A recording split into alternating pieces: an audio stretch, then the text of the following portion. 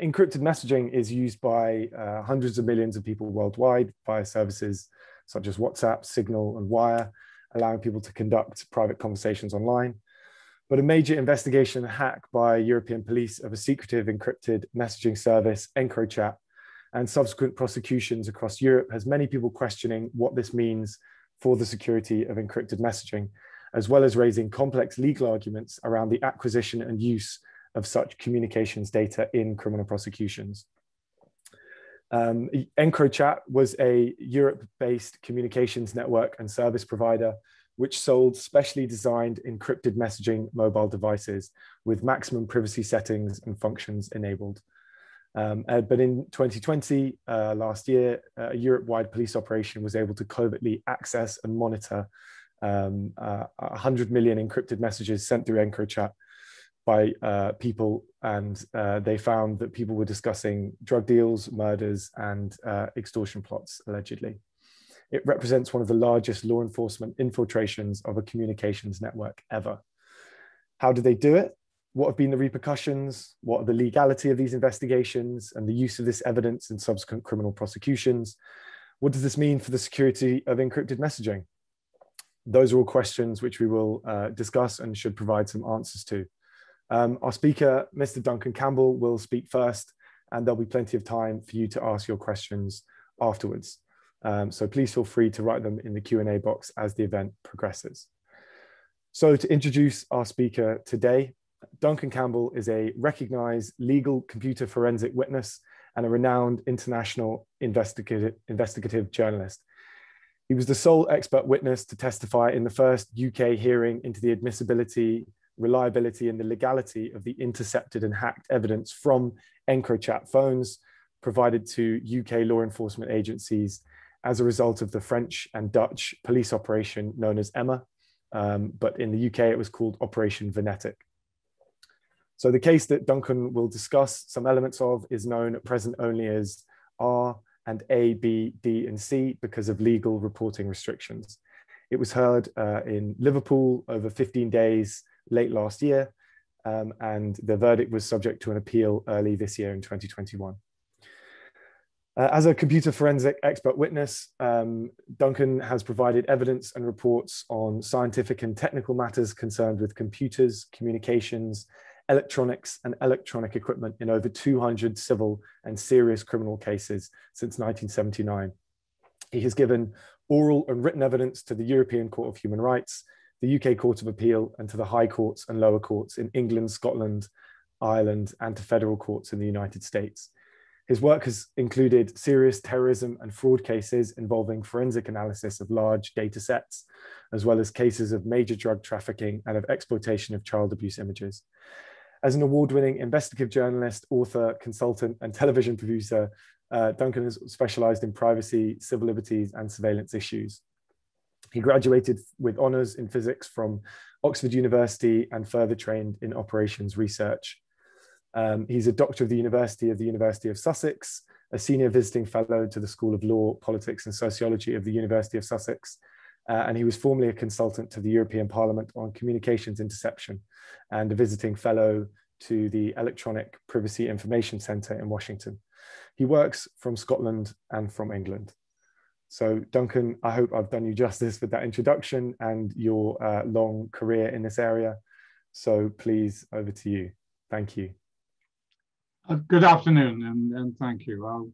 I'll try to be as lucid as I can. Sometimes working in this subject requires a careful deep dive into technical matters.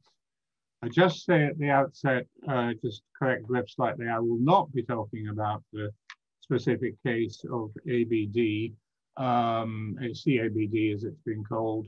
That is subject to reporting restrictions.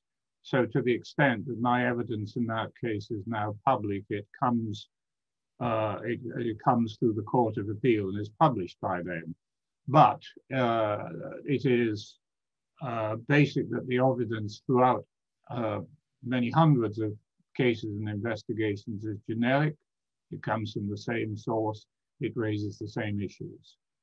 To date, so far in the UK, there have been two judgments in our Court of Appeal, as well as a judgment in the law court, the Crown Court.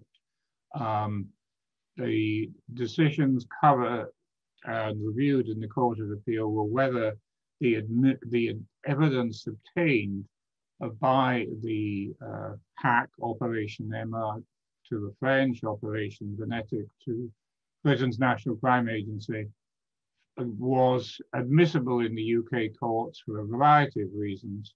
The first challenges were mounted on the basis of official misbehavior, if I can put it that way, which failed. And then that the technical nature of the process was communications interception or telephone tapping. The law court ruled against the defendants. The law court bizarrely relied only on me as the expert, which is extraordinary. They could not, have not still produced any expert of merit, although there are many on the defense side now involved. And I was also, to be clear, assisted by Dr. Ian Brown, distinguished internet scientist, who peer-reviewed my work because of the fundamental importance of the work. That was a bit of an innovation in expert witness work as well. More recently, the defendants applied to take the judgment of the Court of Appeal to Britain's Supreme Court. That requires certification that there is a valid point of law at stake, and that certification was refused. So where that leads now is very uncertain legally, and its technical and legal implications are even larger. Preparatory hearings are underway and more are listed. One is currently interrupted and is again addressing issues that could bear on the admissibility and reliability of the evidence. And it's certainly likely that another hearing will take place. It's been postponed, but another distinguished expert, Professor Peter Sommer, will be providing, I believe, a detailed account of the many issues about reliability that are brought up by the unique circumstances. My own career, just briefly, yeah, I started working on interception a long time ago. I, in fact, wrote reports 50 years ago, which, 40 years ago, which led, in fact, to Britain bringing interception under the law. Also the involvement of international agencies, the kind of stuff that Edward Snowden has done. That's part of my reporting from the European Parliament in 2000 on precisely the large-scale interceptions which the material from Edward Snowden documented and proved to be correct. That's an example of the extraordinary connectivity and surveillance from Mr. Snowden's material. Most recently, with Ian Brown, I've reported for Computer Weekly on the very far-reaching effects that the judgment has had. In short, it devalues the meaning of interception and leaves it very, very uncertain as to what British law would mean, with many unresolved issues as a result of the form of the judgments. This is what it's all about. This is a slide published by the participating organizations to announce the previously secret operation in July of 2020. The principal roles were played by the policing organizations and the intelligence services of both France and the Netherlands. The French more visible than the Dutch, but the Dutch have a long history in this kind of attack on these kind of communications.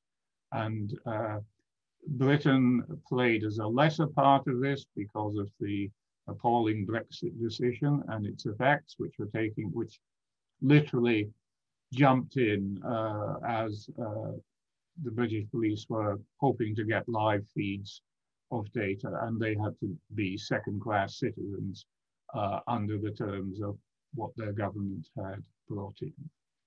A key part of the issue in Britain is highlighted by the very first word that the Europol Eurojust team used in announcing these things, they talked about what they did as interception, meaning tapping, and therefore automatically and by implication, it would have been expected, falling under the prohibition in that British law that I referred to, that you cannot talk about intercept evidence or even ask about it in court.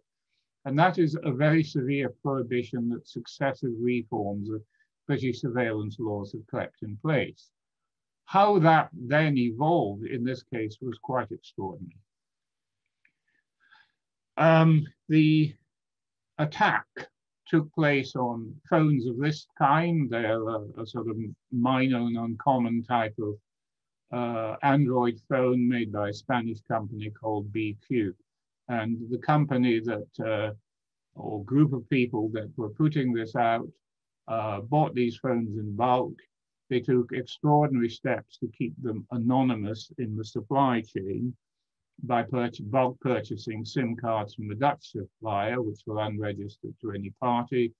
And then once the phones had been converted and various features were moved so as to improve their security, according to the accounts published and given in reports for trials, the way that the phones were distributed was that there would be dealers known to the EncroChat managers. They maintained a database of users, but the way that you would get your EncroChat phone if you bought one tended to be in the form of a street transaction, either using cash or Bitcoin or similar, and handed over discreetly and away from premises, as though you were buying perhaps drugs, although there's nothing illegal about the possession of the device.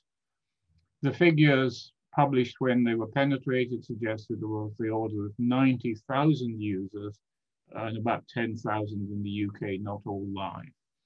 And the history of the organizers is one that fits into a sort of 20 years of the organization supporting criminal activity in particular, trying to develop their own bespoke and high-cost versions of the very, very good privacy applications and systems that we have all worked on and now rely on. It was originally called EncroChat. That's a very quick bringing up of a sort of history from early phones, red phones, something called text secure. They've evolved, and largely now the underpinning of security and that is the best system is the signal communications messaging system. Its protocol is published and widely available. The code can be copied and used, and it's used now by WhatsApp and a very large number of other digital applications, and that includes EncroChat. One of its fundamental features, and this is a very high level, is that it is arranged so that even if you could learn one key for breaking the communication of one user, that key only applies once. And the very sophisticated signal protocol allows for the secrecy of all past and all future communications automatically by doing very clever maths and very clever computer science. Within the law enforcement intelligence world, these devices are known as criminally dedicated secure communication systems. Previously, most commonly, they were PGP Blackberries was very popular. Users of EncroChat got a sudden shock in June of 2020, when after nearly two and a half months of attack by the French services, they made a slip. They overreached in terms of trying to control and divert traffic. It was spotted, and EncroChat warned all its users that their domains on the internet had been stolen from them, seized illegally, repurposed to launch an attack and compromise Carbon units. Carbon was a proprietary name for their conversion. Now, all that they say there is true, except the domains were not seized illegally. They were seized legally, and that is documented in now openly available decisions of the Lille court on the application of the digital security division of the French gendarmerie called CFN, and in a series of warrant applications to Lille court, they laid out how they reconnoitered the server network and then arranged for the update server to be replaced by one under their control with profound consequences. This is the scene of the attack, if not the scene of the crime.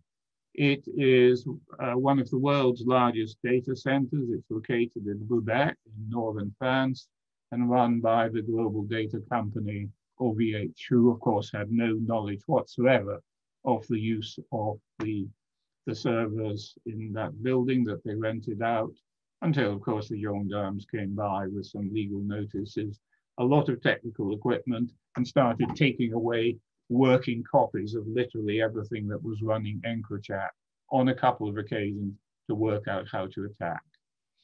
And for law enforcement agencies in Europe and Britain, Christmas came early. The physical evidence of what they were saying and claiming was demonstrated by seizures of very large quantities of Class A drugs, firearms, more drugs, more money, lots and lots of money.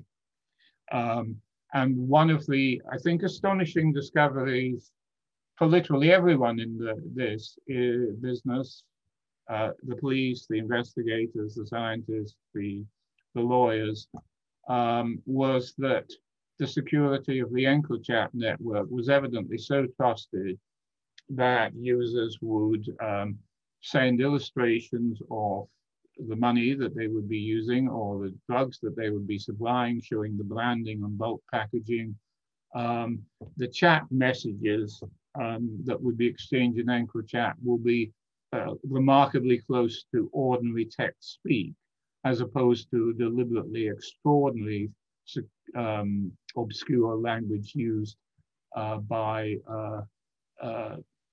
dealers encountered so far in criminal investigations.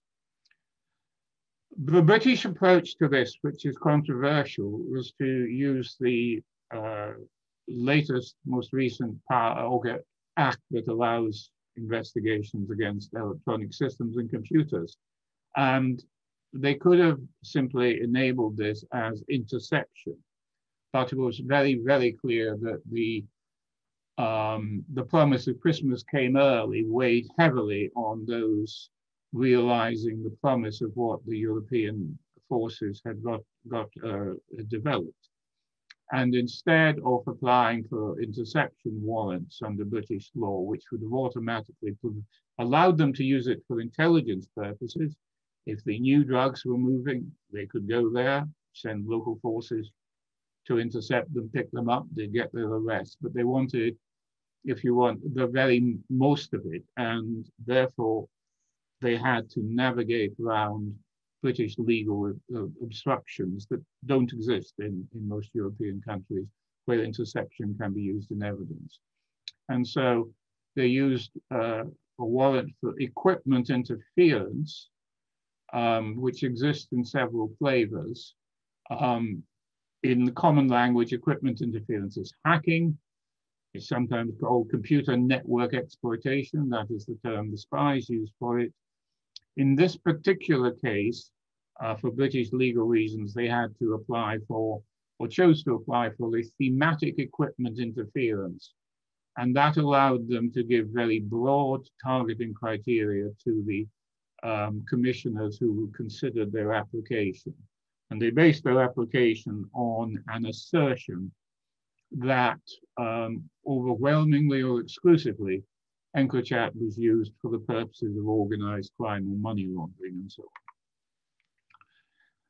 The way that the cases then come about raise a profound challenge for long-established computer forensic evidence principles, and what everyone in the courts, police investigators, the defense experts, scientists looking at evidence have relied on various versions of what we call the Good Practice Guide for Computer-Based Electronic Evidence. And this was originally put together by the Association of Chief Police Officers of the United Kingdom. That's now been reformed as a different organization, but it is still published under their endorsement.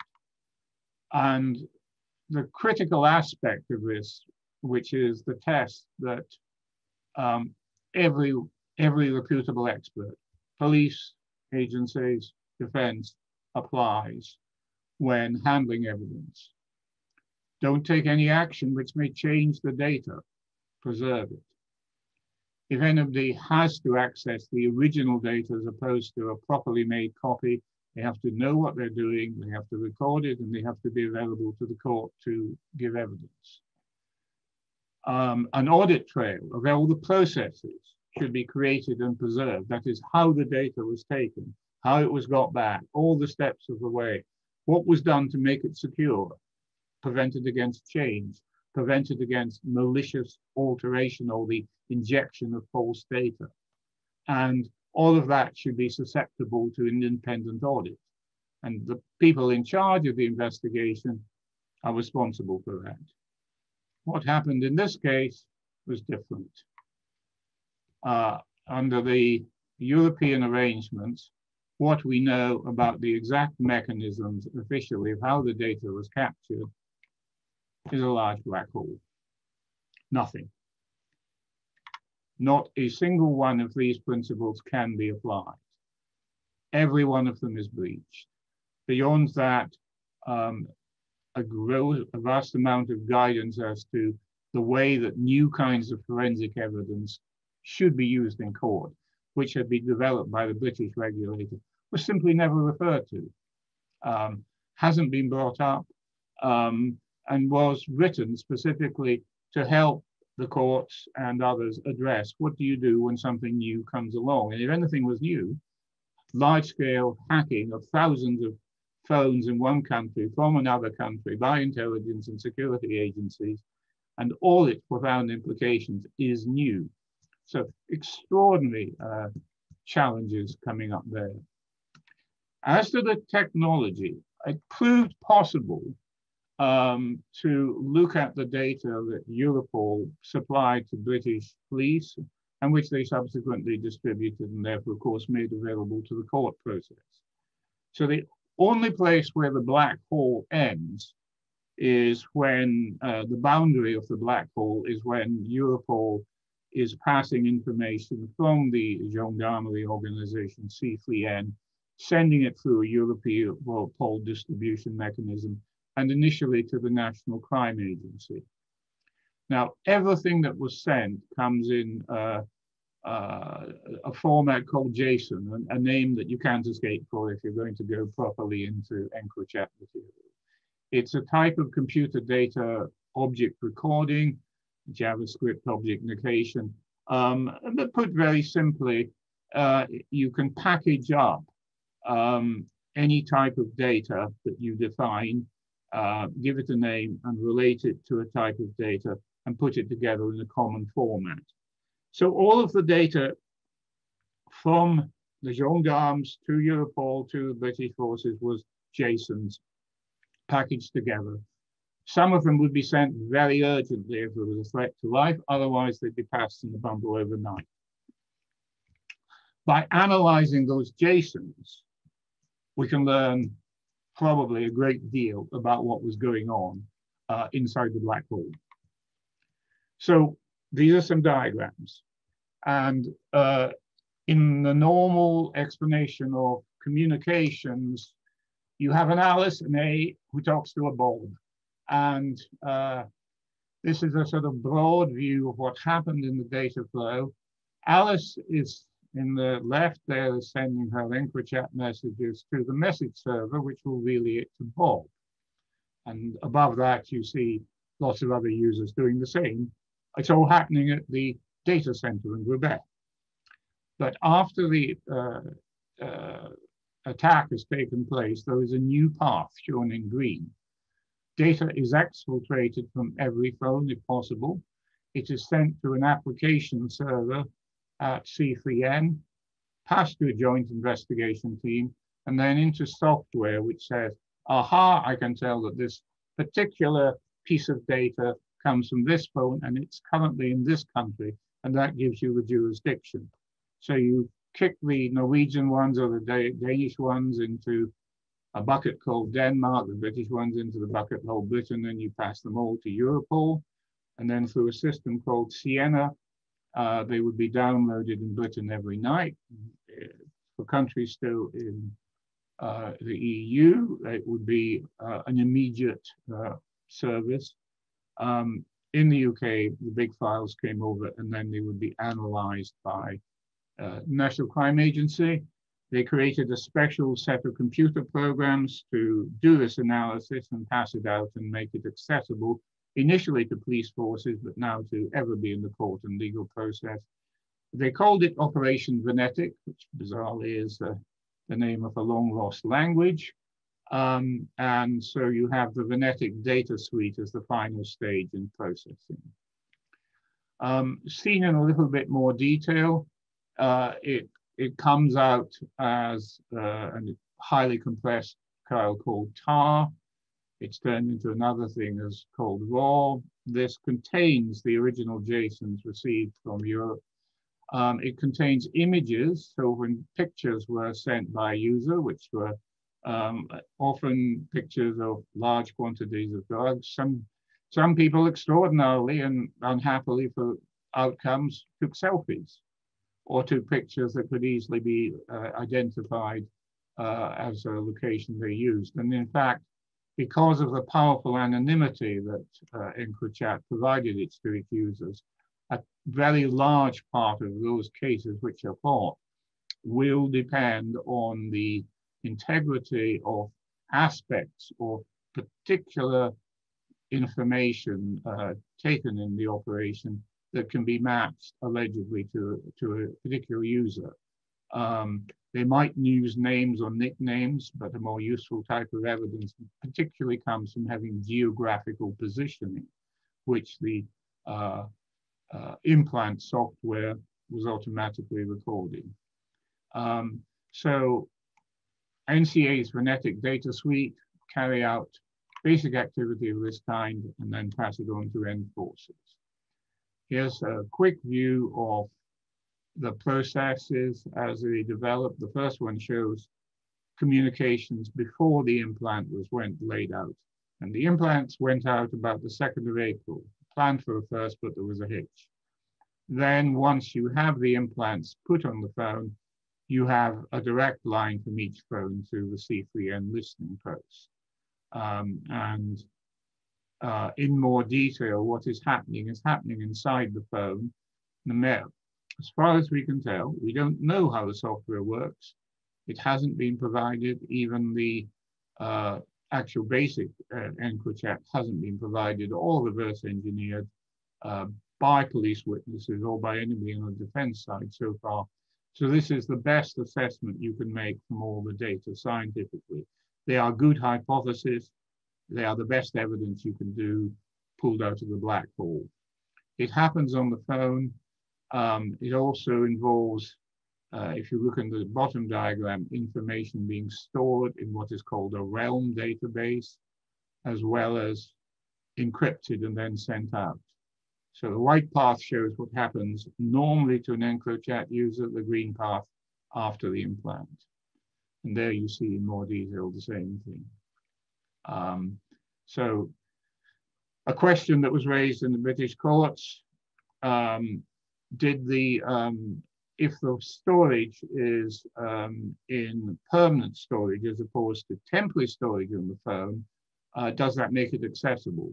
And the framing of the British authorities' approach appeared constructed to try and imply that the copying took place from the permanent storage within the phone to make it more legal to use it.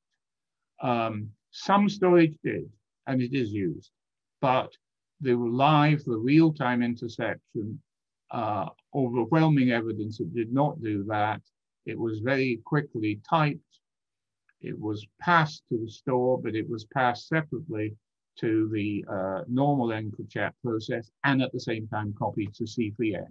And when we did an explicit timing analysis across all these JSONs, thousands, tens of thousands of them, we found that it took less than 20 seconds, sometimes even 2 or 3 seconds, for the data copied, the data being stolen, would be with the listening post within 2 to 20 seconds normally of having been created on the phone. And that had the extraordinary effect that for the receivers of the messages, the usual thing that you found was that the message was copied and would be read by gendarmes long before the user could ever see it if they chose to look at the message. The similar process worked on the receiving phone. So an important thing that comes out of this is that you have two parties in all communications. One sends, one receives. And as the cases develops, it's highly likely that analysis will bring up discrepancies and raise questions about reliability and integrity if there is no match or a mismatch between what the implants say Alice said to Bob and Bob's version of it. There is evidence that of discrepancies, it will probably develop a great deal. Inside the phone is an issue that also came up in the British court. At the start, clearly the police had not got the idea that the phone, a mobile phone such as we all have, is anything more than a piece of magic. It's not. It's just in the same way as an old-fashioned telephone. There are connection paths, places where material is plugged in and connected. It's all very small, but although the way the Court of Appeal has addressed it has made the point perhaps less important, what you can see there is the normal processor and very quick storage, fast storage in the phone, and then the permanent storage here in a separate location that we've attempted to identify. They are physically different. There is a transmission going on, and that had to be addressed, but was dismissed in the Court of Appeal because they took the view that they should rewrite all the previous judgments and understanding. They nullified all the judgments that they themselves made, including one of the most important judgments previously made by one of the judges who sat on the panel. Every message from the implant had a standard format. Once processed, it would send the phone's equipment number, the phone's subscriber. This is, by the way, hypothetical data, not real data. It would send a country code or derive a country code. It would send the current version of the EncroChat software. It would have timestamps for when the information was created on the phone, and then a second timestamp for when the information was received. Version 1, I think, applies to version 1 of the implant, and it has the size and so on, and other descriptions. The amount of information that was sent back was massive, and most of it hasn't been realized or utilized. There were many categories of messages, and sometimes hundreds of messages from every phone every day. Quite extraordinary. The police focus, quite understandably, is on the actual messages and some of the ancillary features. But when you look at all the JSONs, importantly, you see that there was many parts of the design of the implant that failed. And that must be significant to reliability, and yet no information will be revealed about that, creating difficulty. A beacon, here I am with some information, partly failed. It was supposed to send a phone number, well, that didn't exist. It was supposed to send Wi-Fi, but that failed. Attempts to get contacts and calendars were based on misunderstanding by the implant designers of what they were doing. And their first attempt to get cell information failed, probably because of the same misunderstanding. They appear then to have added a second way that worked to get the cell information that the phones would be connected to, and that enabled them to geographically locate and say which country they applied to. The system was also there to send any files that were stored in the Android, and they would therefore send any images they found, any passwords and keys.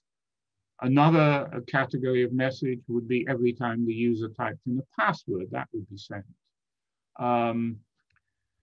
User could type in notes, they would be sent. I see a misspelling there, apologies. There was also a system whereby the SIM numbers and the equipment numbers could be updated and changed arbitrarily by the user to work against any tracking. That was copied. Updates were copied, and significantly at the start of the operation, either automatically or under the control of the managers of the tens of thousands of implants, there would be a sweep up of everything you could find on the phone. This raises many significant issues. One that's come up in the court so far was the question of the live messages versus the few that were stored. But the court took a view that the technology should be redefined, that I was wrong to rely on all the old judgments because they were throwing them out, and therefore the cases could proceed. Some aspects of unreliability are emerging. Many days appear to be missing from the record. They haven't been cross-compared. Multiple entries come up often, but my impression is that this was just a failure of the police team to perhaps give enough detail about how they were processing data. Basically, if the same message is in a store, but is also copied live, it's going to come out twice.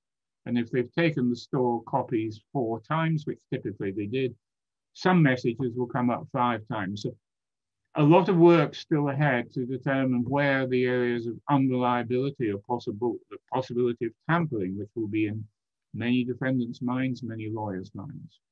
A significant set of tests still to come, I believe they are underway with a colleague, is to take large-scale data sets where Joe is supposed to have called Sally and Henry is supposed to have called Bumper, and do you get the same messages coming at the same time from both sides of the conversations by text?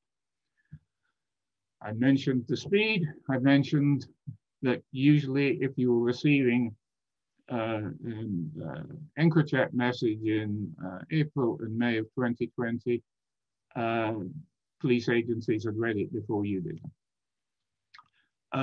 What is the future for computer-based guidance? What is the future for forensic standards? We don't know.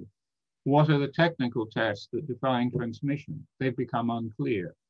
And basically, now, if you take a typical, say, a phone call between London and Birmingham, British major cities, it will pass typically by cables, optical fiber, or other means that a route of about 200 kilometers. And it'll take about a millisecond to go from one place to the other. But if you measure how long it takes on a digital communication system, it will typically take many times longer, say 100 times longer. And all of that extra time it's being stored. So what was not addressed by the judgments was that the vast majority of communications are stored most of the time. That's a major issue ahead. Thank you very much. Thank you very much, Duncan. Thank you for that, and for all the particular technical details. Can I just ask a couple of things before we go to audience questions? I think some of what you said is predicated on an understanding that perhaps some of the people here may not fully appreciate around the difference in practice between equipment interference and interception. Would you be able to just give a broad or straightforward explanation? I appreciate you did within that, but to the people who may not know about those basic distinctions and how that is so important in this particular incident and case. In the case of lawful interception, which is defined by European Telecommunication Standard Institute, and is built into all the telephone or data exchanges in all of our country's systems. If a lawful authority is given to the operator to carry out interception, they will use software these days within their system that is highly secret, highly managed, to relay the conversation or the text or the data stream to a law enforcement interception center. That's interception or tapping. Equipment interference is what we called hacking in the starting in the late 80s. Clever people, usually young men, usually students, found ways to remotely access computers, gain access to sites they weren't supposed to. And they did that by interfering with the coding or instructions, usually on the remote computer. That is now called equipment interference, and it's become legal. Legal, again, if you have a lawful authority to do it. Raises many extraordinary questions because it is interference. You can't necessarily predict what the interference will do. And of course, it's critically important for the integrity of the judicial process that you're able to check what was going on, not when there's a black hole. Thank you. And someone's asked, if you could give some explanation how the gendarmerie gained access to the servers in OVH and was able to crack them. Do you know about that? And are you able to give any explanation on that? Yes, this is fully documented. In fact, it's one of the richest sources of information to understand this. Formal legal applications were made to the Court of Protection in Lille. And various judges, juge d'instruction who were sitting there, granted authorities, maybe 10, 15 of them. And they specifically authorized, in due course, C3N to send engineers in to work with their engineers to, first of all, make copies of all the servers. They're what are called virtual servers, mostly. They're created computers within computers. It's easy to take a copy of that. So they would take copies away with lawful authority. When they planned their attack operation, they made arrangements both inside and outside Robert to divert update requests from the telephones to a clone of the update server that they had built. Where they built it, I don't know, but if they were smart, they probably built it in the room next door at Robert. So OVH lawfully were required to and did provide their own engineers, expertise, team and facilities, and carried out orders to make copies of stuff that they held or to change the programming of the internet within their system to reroute from a request from an EncroChat phone to say, give me the latest update, would be sent to instead to the C3 law enforcement version, and they would serve the malware. And once the malware installed on the phone, it is clear from what it started doing that it obtained, in my view, most experts I think now think this too, it obtained the highest level of access to a phone. I've lost your sound. Sorry, that was my classic mute, my bad. Thank you. Someone else has asked, what will happen if the French disclose any information on the hack or provide any raw data, and how that will impact the case? As I understand it, they have disclosed some of the raw data, which is what you've been analyzing, is that right? Well, there's a difference between the data about the mechanism of the implant, how it worked, or anything about the operation. It is asserted with some force by all the French witnesses that the details of that are subject to their national defense security laws.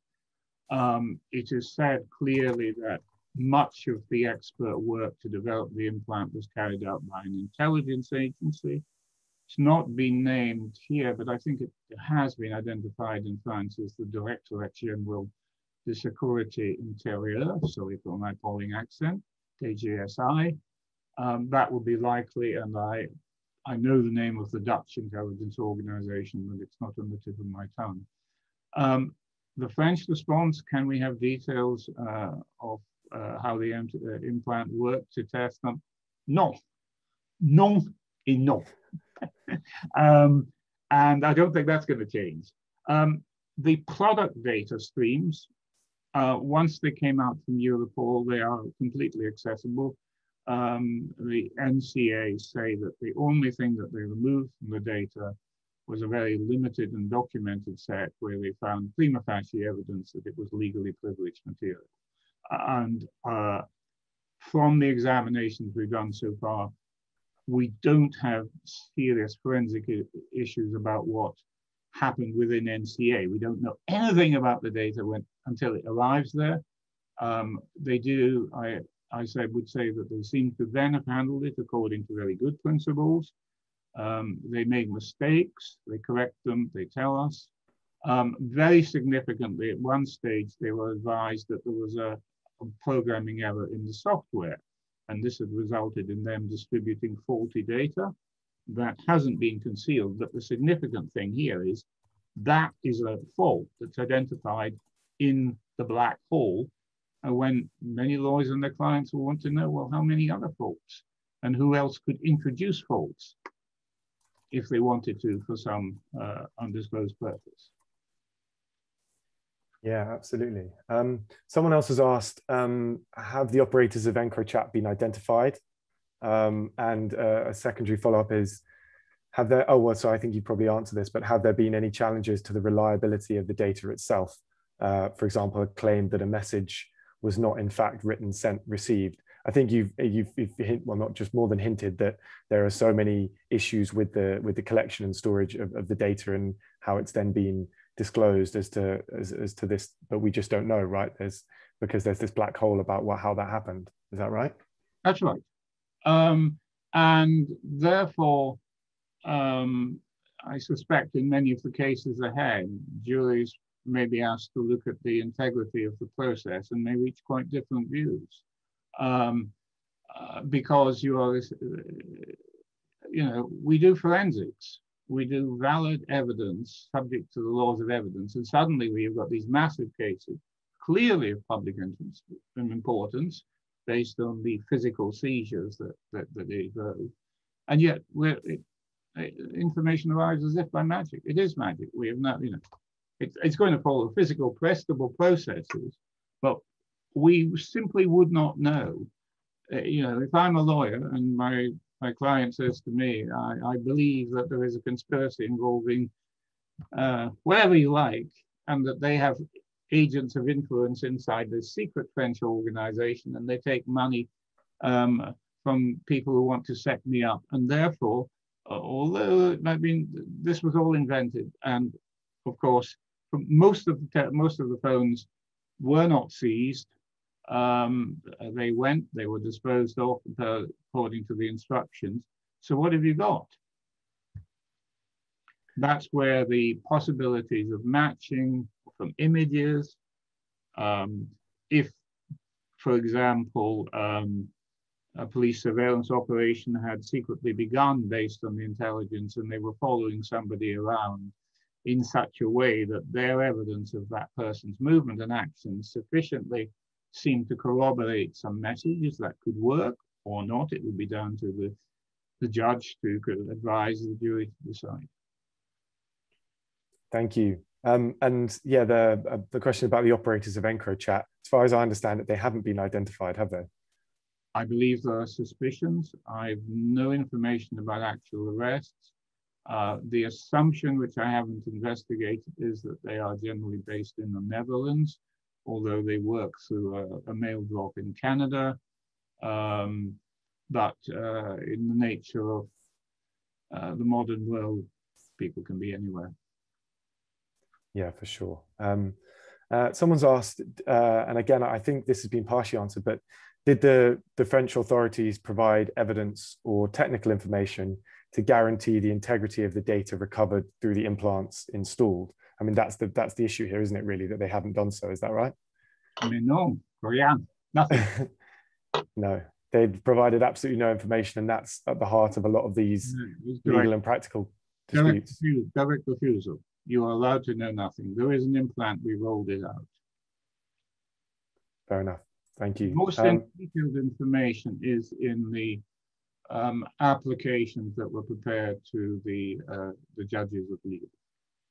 These are not secret, they are disclosed, and they make technical sense in interpreting how the operation happened. So, for example, many colleagues and others just out there wondered if, in fact, all this was a lie and that they'd broken the code in some secret way, and therefore just done normal interception at Roubaix and broken the codes.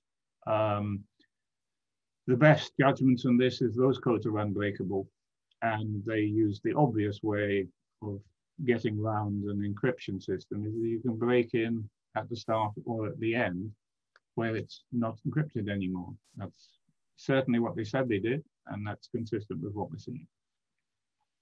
Okay, thank you. Someone's asked a practical question. Which app is best and most secure to use for, and they've used the example of client privilege communication, but I think that broadly applies to which communications app do you think is most and best secure? I'd say it was Signal. Would you agree? Is that probably the best encrypted? Signal's the only choice. There's, you know, in the same general category, WhatsApp now is, but Facebook's messing about with WhatsApp leads me to wish to have no trust in it. But you know what we also know is the police use WhatsApp, judges use WhatsApp. I use Signal as my vehicle of choice, and you know, it is a strange feature of the market that there is this separation. It would not have been obvious from first principles that it would seem organized criminals or alleged organized criminals don't jump into Signal. This special network is set up. Now, there were ways in which the phones were specially secured. They were deliberately physically tampered to stop anybody just plugging in and reading the contents. The microphones were disabled. It's claimed that the cameras were disabled, but this makes no sense because people were taking pictures, and that's also alleged. So that's a factual question about the phone, so it won't be secret. Looking at any sold, recovered EncroChat phone, implanted or not, will show that. A very mysterious question is why we are not seeing any voice intercepts. It took me a while to work out how you could use an EncroChat phone for a voice call, given that the microphone was said to be removed from the phone to prevent you being eavesdropped on. The answer is quite simple. You just plug in a headset. You plug in a headset with a microphone. That's, of course, a very nice security feature because it means that you know the microphone's not live because you've unplugged it. But when you plug it in, my understanding is that you could then use voice messaging that EncroChat provided. Where is any information about this? There is none. If anybody is listening or knows of any cases in Europe in which intercepted voice messages have been obtained and used, that would be of extraordinary interest and importance to lawyers and experts in all jurisdiction, and I would ask for that information to rapidly be passed. Thank you. So I think we've got a few kind of similar questions, and they're broadly around what the EncroChat hack means for other encrypted messaging networks. For some people have mentioned Sky CC, which was a different but relatively similar, as far as we understand it, hack of another encrypted mobile phone network, also involving police in France and Netherlands. I mean, do you think that we're going to see many more of these types of hacks of encrypted networks, and what do you think that means or may not mean for these types of networks in future, if you can say? For sure, and there's probably others going on right now that we don't know about. So long as there are criminally dedicated secure communications, there are going to be intelligence and law enforcement agencies attacking them. That's eternal. How much of it may come into court cases or not, I don't know. We'll see. I don't believe that there is much in common between ECC, Sky ECC, and Signal. And EncroChat. I may be wrong on that. It's been a live subject over the last couple of weeks, and that is that's what it seems at the moment. I think someone sort of preempted maybe what you said there and is asking whether, if information is disclosed on this other hack, then will that be useful, you know, as to the methods by which this hack of another encrypted network, Sky CC, whether that may give answers, solutions to how the EncroChat hack happened. But obviously, if you don't know, we obviously don't know yet how that happened, and it may be that if the authorities are aware that doing so may prejudice one of their other investigations and prosecutions, then they're very unlikely to do so. Is that right? Yes, I simply don't know. Formally, I don't know how EncroChat was done, but I have laid out that I have a very good idea and I present that information. Sky ECC has only been minimally described. It will attract interest. I'm perfectly happy to be wrong, because I'm not really founding my conclusions in anything more than flimsy impressions as the data starts to emerge. But I don't think at the minute there'll be a direct spin-off from Sky ECC issues into the EncroChat hearings. Fair enough. And someone else has asked, I mean, do you think there's a possibility that the French authorities might disclose the information that sort of people are asking for as well, that you've talked about and that obviously people want to see about the interception? Do you think that's a possibility? Well, yeah, the channel might be bridged over. Sorry.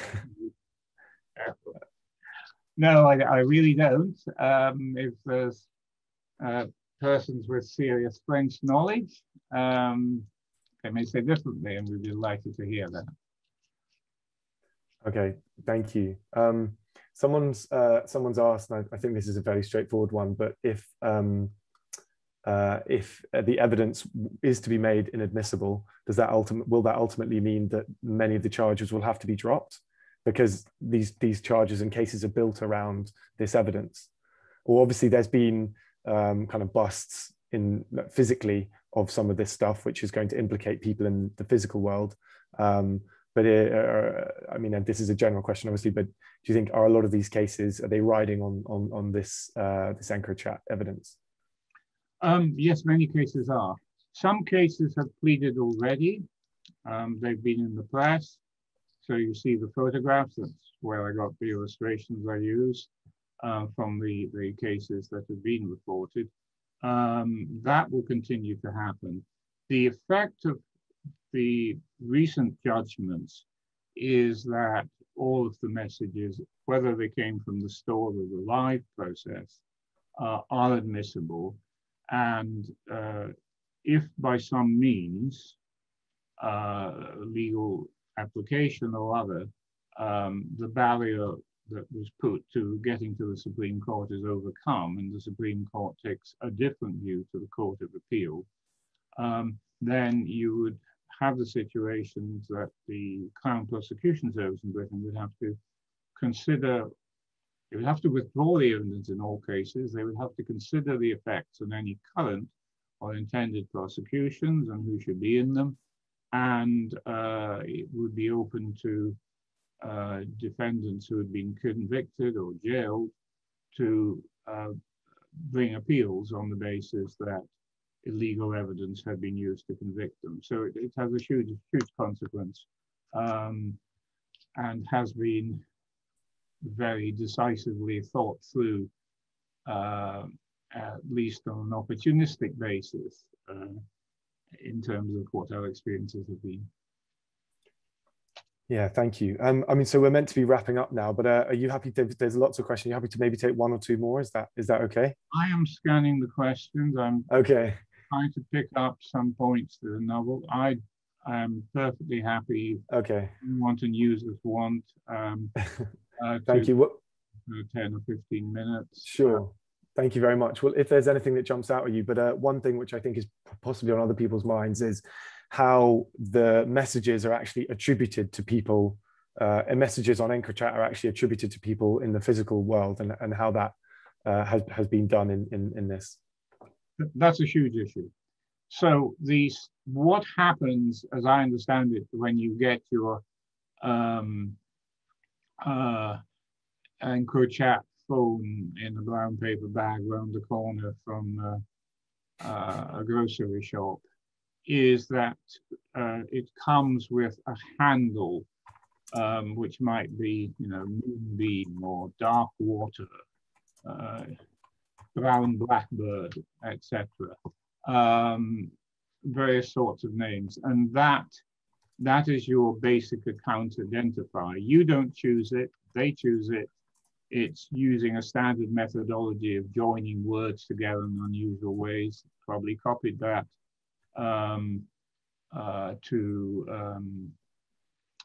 copied that from intelligence agencies, and you have to set up the communications that you have with any people. You have to be authenticated either to them or by a third party.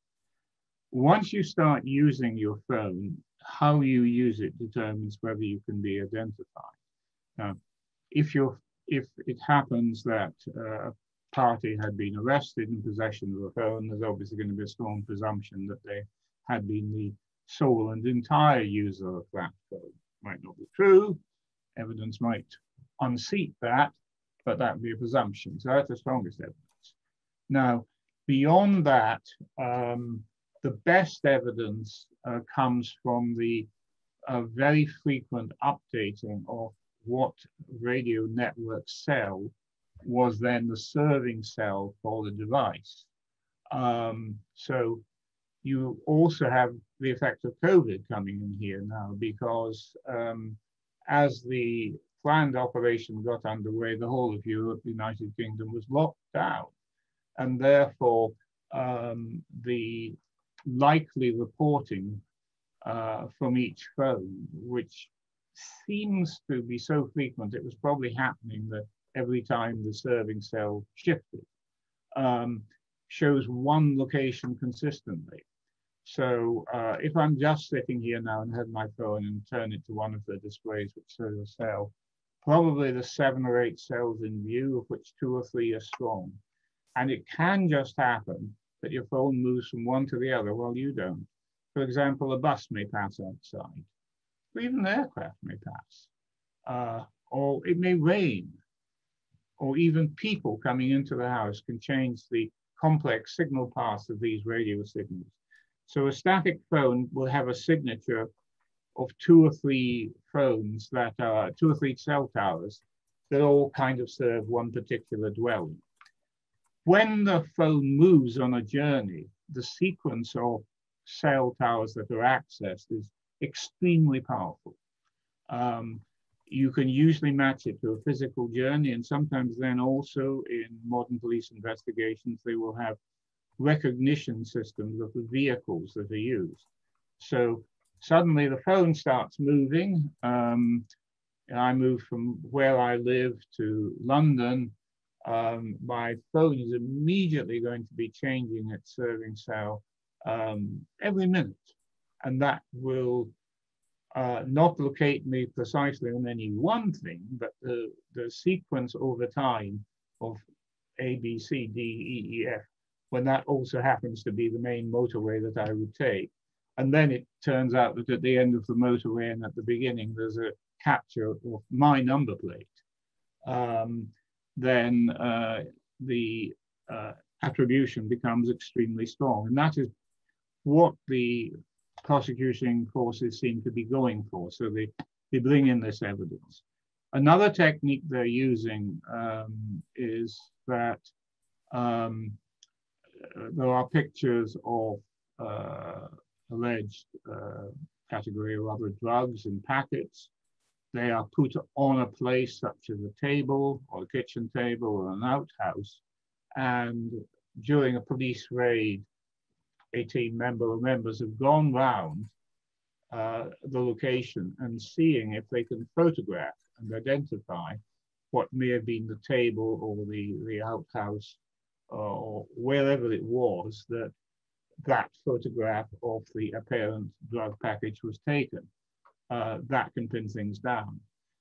They may also have their own observations or just inside information that can become evidence not coming from EncroChat, which maybe they were already investigating people. Maybe they got informers who were covertly taking pictures. Maybe they put a bug into people's houses. So they can think about deploying other kinds of evidence to match. Sometimes that will be very powerful. Sometimes if you do these cell-site tracking evidence, they acquit people.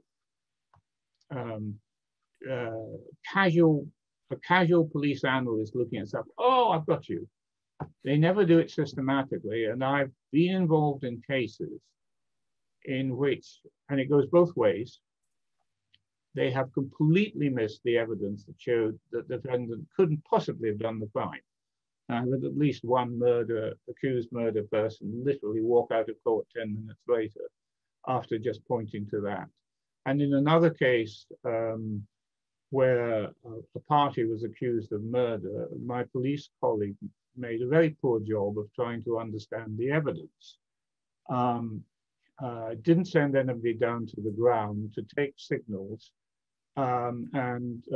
Unfortunately for this particular crime, when I did the job properly, what looked like very uncertain and dodgy evidence from the same result was astoundingly detailed, compelling, and fitted everything that the investigators suspected about how the murder happened. So I'm sure as these cases go on, there will be detailed look at positioning will in some cases be the death knell of somebody's plea of not guilty. But in other cases, a few, it'll probably be the reason that the court says you don't have any case to answer. Okay, thank you. That's a very comprehensive answer. Thanks very much. Well, perhaps maybe just one quick one and then, well, two quick ones actually, I think. I think this is probably something on most people's minds is, and we've kind of spoken about this a bit, but what's the possibility of a more major network being hacked, like Signal or WhatsApp, for example? You know, should people be worried? In principle, it's an attack. It's an easier attack because the general Android phones can be insecure in an awful lot of ways, but it wouldn't be done by attacking Signal as such. It would be done by attacking the phones. So if you can persuade people that they really want to install the latest version of zookeepers in space, and that is act as a compromised piece of malware coming through the Android store, and that can do its business on your phone. At a high level, it'll be able to read what you're sending on Signal or anything before you get there. It won't be about a compromise of Signal.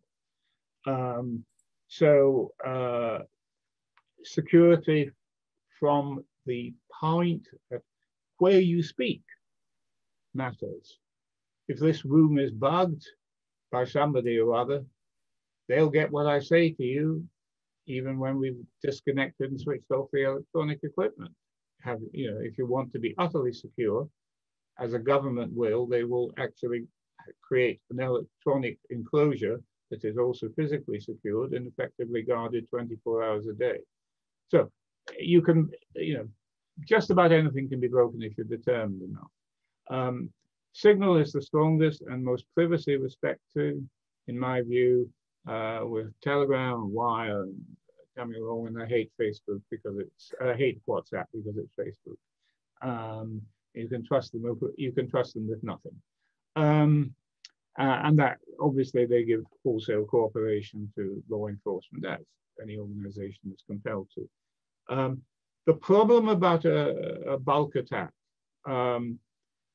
even under British law and most common law jurisdictions and constitutional law, you can't just go and attack everyone. The police in this case took a chance by asserting, probably on incomplete evidence, that every user, or virtually every user of an EncroChat phone appeared to be playing a role in some kind of crime. They admitted in their original papers, and they made it clear when they went for their warrants, that there was a possibility that other people with quite different reasons for requiring privacy, film stars, minor royalty, or just incredibly paranoid people, might have gone for an EncroChat solution. And I think that will be a live issue. It's like so much else, it's tested by the actual evidence that will come out. My impression is that the police have lucked out on their position.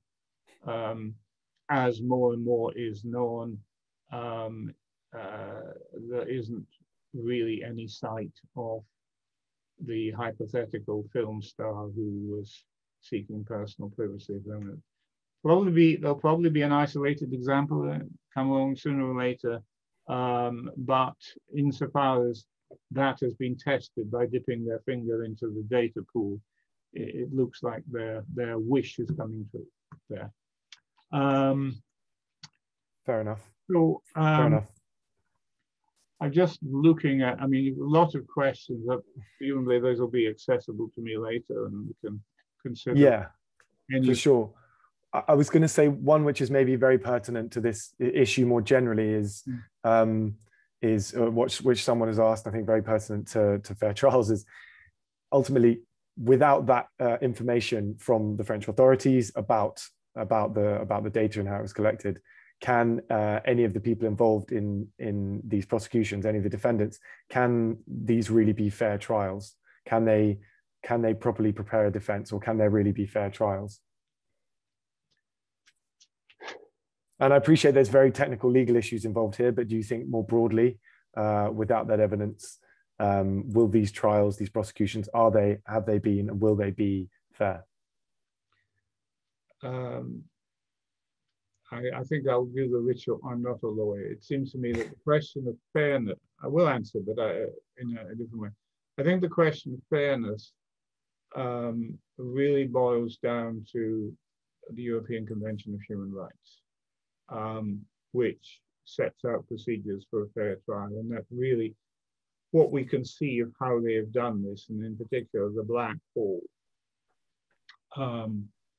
would seem to me as a layperson to profoundly challenge much of the jurisprudence and the basis of European human rights.